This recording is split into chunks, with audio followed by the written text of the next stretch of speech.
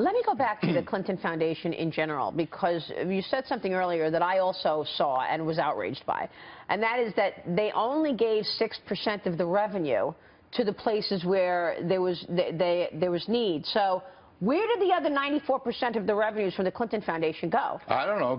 Gulfstream 6s. Compensation, planes, travel, and the whole Clinton, offices. And the whole Clinton family cabal is, on the payroll there. Apparently, that's pretty extraordinary. And yeah, it's disgusting, quite frankly. You don't see that on the media at all, by the way. Normally, the IRS will get after a foundation if they drop below 50%. I mean, they're down there in the weeds. I mean, they have no right to be a 501c3 or whatever they are. But do you think that Donald Trump is going to surround himself with the right people in terms of national security should he win the presidency? Yeah. I think he will, because, I've known him. He's a smart guy. He's going to bring other smart people. He's going to bring people like Rudy Giuliani into the Homeland Security or the Justice Department or someplace like that. He'll bring some, great people into the Treasury and all these things. Yes, absolutely.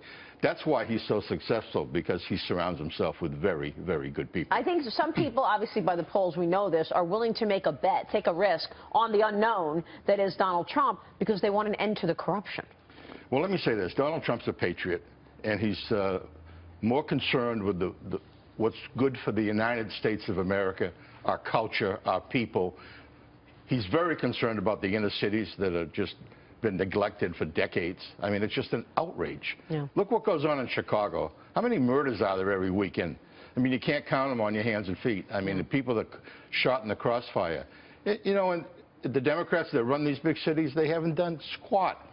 And, something different has to happen for these people. And it does feel like now, with all of the information coming out on this investigation, this is resonating with voters. What happens should Hillary Clinton become president in terms of the FBI investigation? Would they just drop the whole thing if she's the commander-in-chief?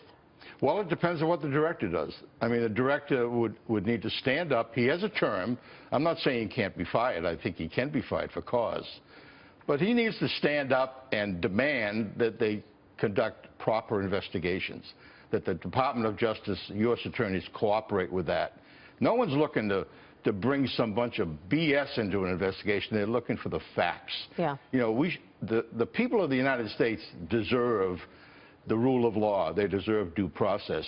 We have a young Navy guy sitting in a federal prison now for taking 3 or 4 pictures on a submarine. You're right. And then months later, you saw that same submarine on National Geographic or Discovery. Yeah. The whole inside of the whole plane. And he is in federal prison. Incredible. Yeah, That's for like 1/100th of what she did. And when you think about Petraeus and Cartwright, it's incredible. Yeah, it's Jim incredible. Kallstrom, good to see you.